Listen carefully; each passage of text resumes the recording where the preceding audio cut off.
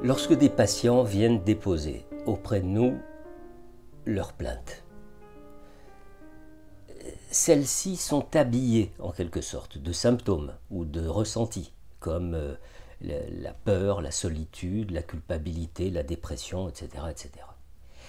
Et souvent, ces plaintes prennent la forme de questionnements existentiels qu'il serait parfaitement possible de soumettre à des étudiants au cours d'un examen de philosophie. Par exemple, a-t-on le droit de haïr ses enfants?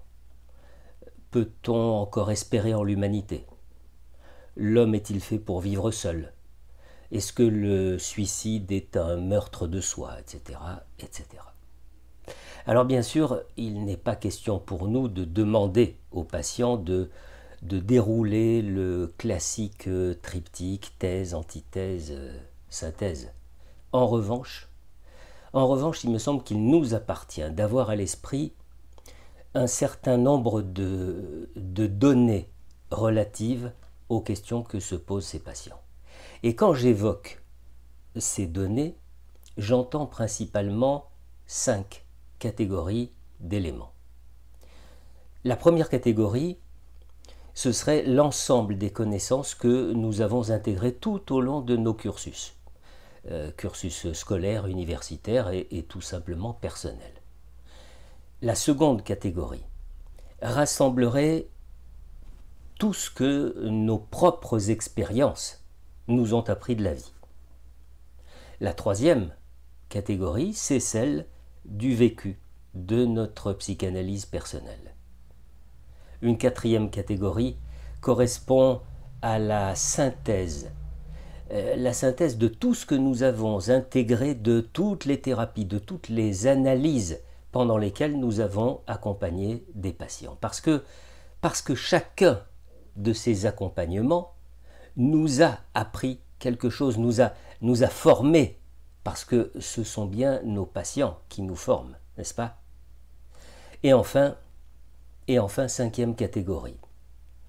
Cinquième catégorie, c'est le dessin, le contour, les côtés du cadre de la psychanalyse.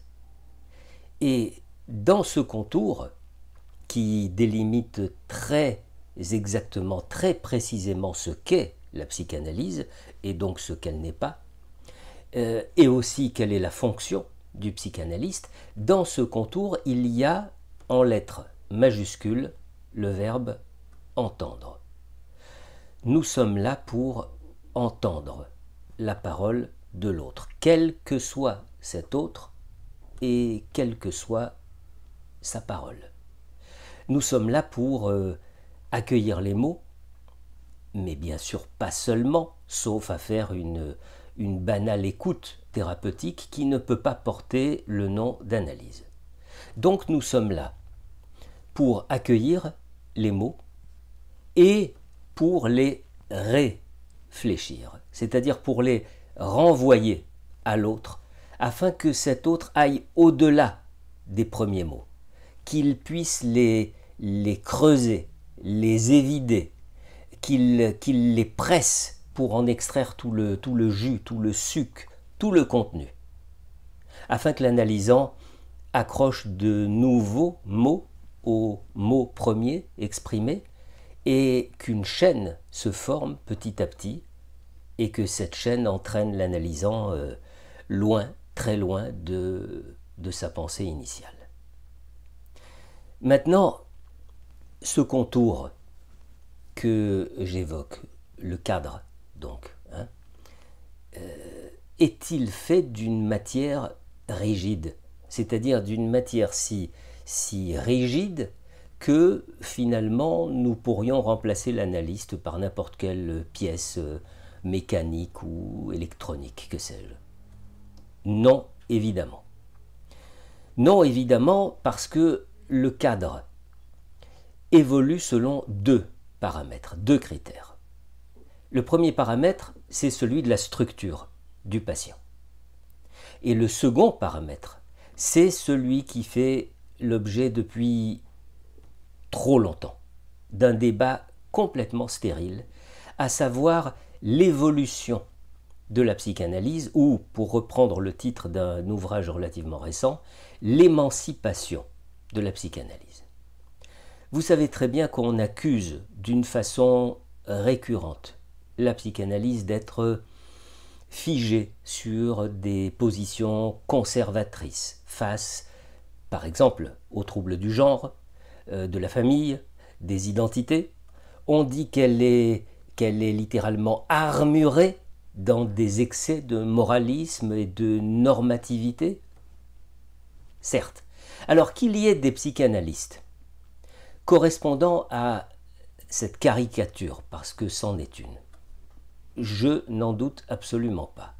Et je me dis que si ces analystes se murent dans de telles postures, c'est probablement parce qu'ils ont peur de voir s'écrouler un monde qu'ils se sont construits et qu'ils voudraient être immuables. Or, de la même façon que les sociétés sont des entités vivantes, des entités en mouvement permanent, eh bien la psychanalyse n'a jamais été figée dans des normes. Pour preuve, on s'accorde généralement pour souligner combien chaque psychanalyste, par le vécu de sa propre analyse, réinvente en quelque sorte la psychanalyse. Combien il la prolonge, combien il l'expanse. Alors de là à déduire que ceux qui demeurent figés dans du plâtre n'ont pas poussé leur travail suffisamment loin, il n'y a qu'un pas que l'on peut légitimement ne pas hésiter à franchir. Le psychanalyste ne saurait être un fanatique, normalisant, jugeant, recadrant quant à la façon de penser et de se comporter, orientant, distribuant des bons et des mauvais points. Oui, la psychanalyse doit demeurer en mouvement et à l'écoute de tous les soubresauts de la société. Mais être à l'écoute, ça ne signifie pas forcément s'adapter à ces mouvements. Ça ne signifie pas céder aux modes et aux injonctions de certains groupes de pression. Ça n'impose pas de déconstruire quoi que ce soit. Et c'est à cet endroit-là, vraiment très précis, que le débat est stérile parce qu'il est biaisé. Certains voudraient que la paire de lunettes analytiques intègre ce qui bouge et dont on ne se rend pas compte que cela représente finalement de nouvelles normes. Or, le seul impératif de la psychanalyse, c'est de rester ouverte, d'observer les mouvements, d'en faire le constat. Que le citoyen, lui, ait son avis positif, négatif sur ces mouvements, ça ne doit pas impliquer que le psychanalyste, lui, doit demeurer cette porte que l'on peut pousser sans crainte d'être refoulé. Il doit demeurer ce miroir qui ne fait que renvoyer les paroles, renvoyer les opinions, les croyances du patient, afin que celui-ci puisse s'en saisir vraiment, et les travailler comme un artisan travaille finalement son matériau. Que la composition familiale se transforme, que les sexualités se diversifient. Ce ne sont que des épiphénomènes dans l'histoire des sociétés. Nous ne devons en conclure qu'une chose, c'est que les pathologies de chaque époque sont en grande partie liées aux transformations de la société. Seulement, ne nous leurrons pas, ce n'est pas en modifiant la psychanalyse que nous aiderons les patients à aller mieux. Ça n'est pas par une adaptation de l'analyse aux transformations de la société que la société va mieux se porter, parce que notre fonction n'est pas là.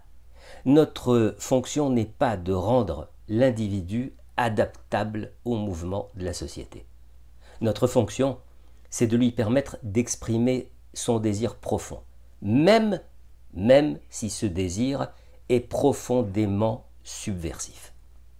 Voilà le seul devoir d'exigence que nous avons vis-à-vis de nous-mêmes et aussi vis-à-vis du patient.